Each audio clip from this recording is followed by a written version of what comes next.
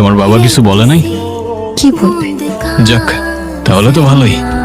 তোমার সত্যি কিছুতে কিছু যায় আসে না? আমি আবার কি করলাম? কাঁদছো কেন? তোমার ব্যাপারে বাবা সব জানে, আর শুধু বাবা না, সবাই সব জানে।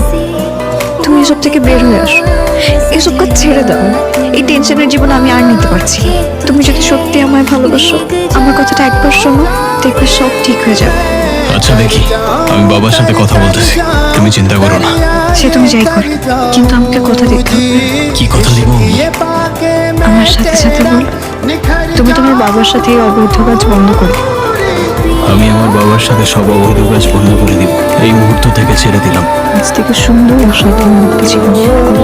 আজ থেকে সুন্দর আর সাধারণ একটা জীবন পার করব তোমার জন্য।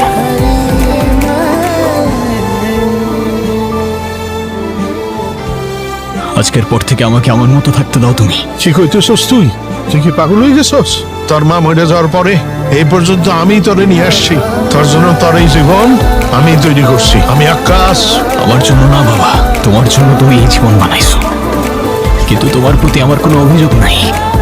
শুধু সারা জীবন আফসোস থেকে যাবে জানো, যে তোমাকে আমি নিজের জীবনের থেকে বেশি ভালোবাসলেও তোমার কাছে আমি শুধু একটা পাপেটের মতো। তবে তোমার সাথে আর না বাবা, তোমার সাথে আর না। মাইকেল, মাইকেল, মাইকেল, তুই কিন্তু ভুল করতেছ।